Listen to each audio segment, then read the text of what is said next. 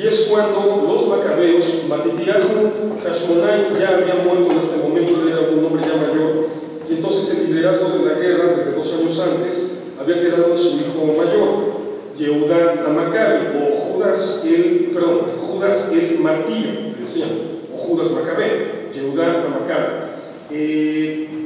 Él se queda como líder, un gran guerrero, una persona con una lucidez militar impresionante. Entonces Judas se da cuenta que es el momento de atacar, que en ese desconcierto que tienen los sirios en ese momento hay que aprovecharlo, se lanza sobre ellos y les ponen derrotas cruciales, trascendentales, de tal modo que se logra reconquistar Jerusalén.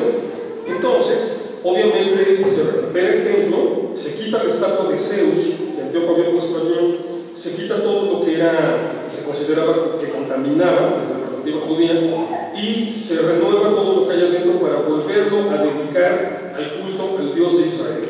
Y eso se hace un 25 de Kislev, día 25 del mes de Kislev, que generalmente cae en diciembre. Este diciembre cayó el martes pasado, en la noche del 25 de Kislev.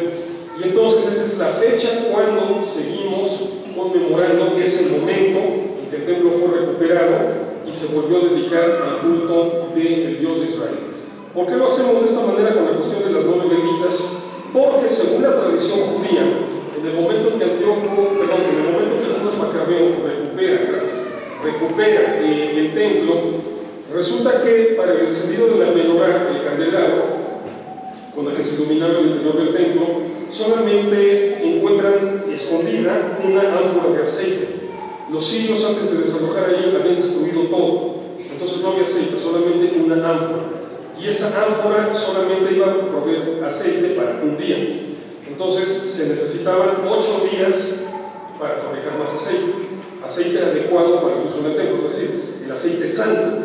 La receta la pueden ver en el capítulo 30 del libro de Éxodo, ahí está descrito el tipo de aceite especial que se tenía que utilizar. Entonces, nada más encuentra una ánfora, se la ponen a la menorá, la encienden, y bueno, ni modo, se iban a quedar sin luz durante 7 días en lo que se preparaba el demás aceite. Según la tradición judía, este poco aceite que hubo iluminó durante los 7 días, de tal manera que no hubo oscuridad en ningún momento. Y ya después estuvo listo el otro, y bueno, ya todo se normalizó. Pero entonces, la tradición judía conmemora de esta manera simbólica, por eso el encendido de 8 velas, para lo cual se utiliza una vela más, o sea, la novena. Ustedes pueden ver ahí que esta Hanukkah, el candelabro de Hanukkah, tiene 4 y 4, y el medio está un poco más arriba. En otras Hanukkías, el que está más arriba es el de un extremo, y todas las demás están parejas. Entonces, la vela que va en medio en este caso le llamamos el Shamash, y con esta vela es con la que encendemos las demás velas. Entonces se ponen las velas y se van encendiendo de derecha a izquierda, de izquierda hacia derecha, depende cómo lo digan, depende de qué lado le dan, lo van a ver. Entonces, aquí la idea de por qué lo encendemos con una de estas velas, obviamente tiene que ver con el hecho de que hubo un aceite que se encendió y que fue la misma luz durante los 8 días que duró esta situación extraña, el milagro de Hanukkah, como le llamamos, aunque ahorita lo voy a poner en tela de juicio ese asunto, pero les explico por qué. Durante 8 días, la misma luz. Entonces, el simbolismo de esto es que la luz, ya sea la luz de una vela o tu luz personal, cuando la compartes no se divide, se multiplica.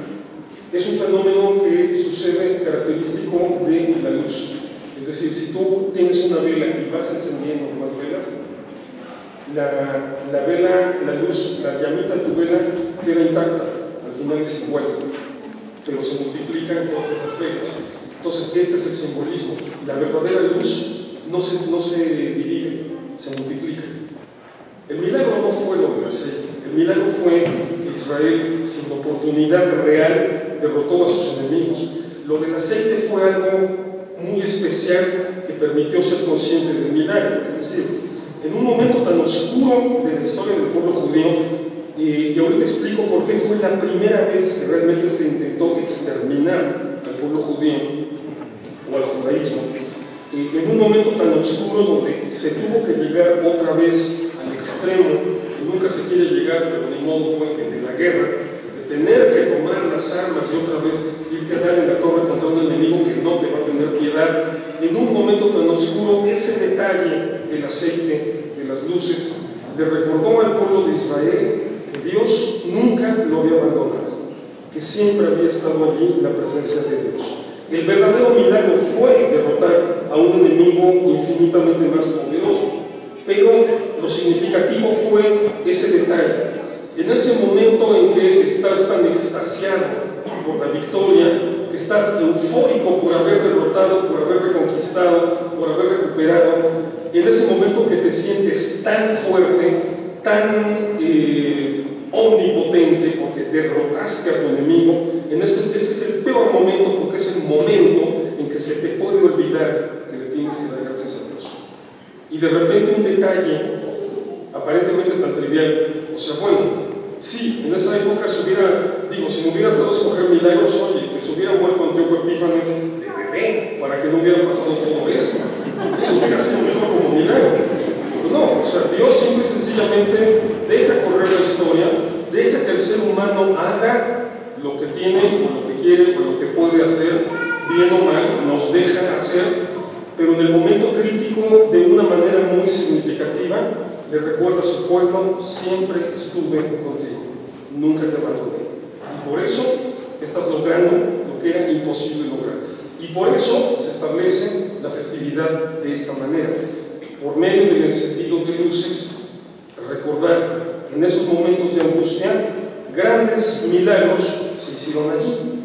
A partir del año 158 antes de la era cristiana, Judea prácticamente queda independiente.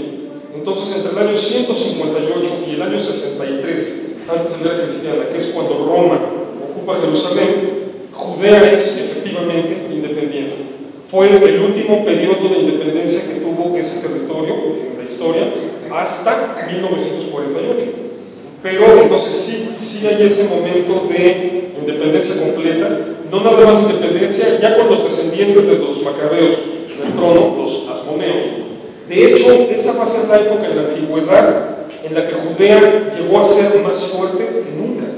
Nunca en la historia Judea fue tan fuerte como en la época de los asmoneos. Se convirtió en un reino pequeño, pero un reino muy sólido, muy poderoso, conquistó a los reinos que estaban alrededor hasta que fue anexado, todo fue anexado a Roma. Pero entonces por eso se dice que en la historia del pueblo judío, los dos momentos en que más fuerte ha sido el pueblo judío es ahorita y en el tiempo de los asmoneos, que justamente esa fuerza viene después de la guerra de los macabeos.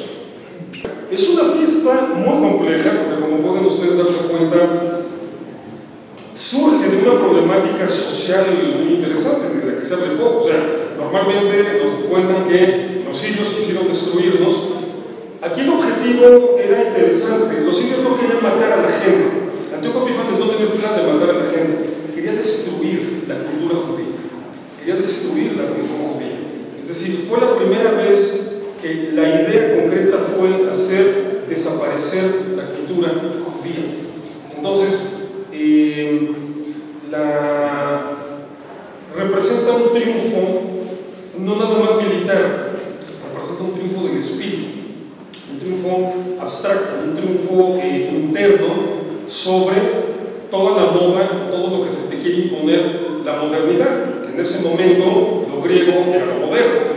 Entonces, eso es lo que nos cuentan de Hanukkah. Los sirios nos quisieron destruir, o los griegos, es lo mismo que es la cultura helénica, pero sí hay que hablar que esto viene de una situación más compleja, más rica en cuanto a tema, que es esta cuestión de cómo los imperios siempre tienden y siempre quieren culturizar a los países o los grupos que dominan.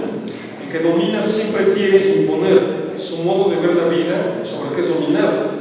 Y entonces esto genera una tensión en la sociedad que obviamente llega un momento en que ya la situación no aguanta más.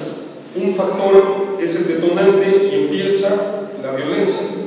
Bueno, y eso lo tenemos muy presente ahorita en México, los problemas que hemos tenido como violencia.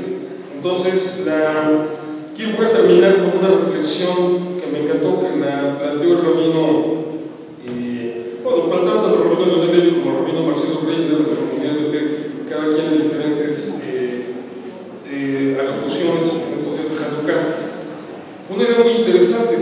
personaje de Hanukkah del que nunca se habla es el sacerdote que escondió esa vasija de aceite. El sacerdote que en un momento de la crisis supo que ya venía el ejército judío a reconquistar Jerusalén y que escondió una vasija de aceite para que por lo menos se tuviera ese combustible en el momento en que el templo estuviera otra vez al servicio de Dios. Eso es fe. Eso es fe. O sea, verdaderamente estar seguro de que la liberación, el fin de la guerra era inminente.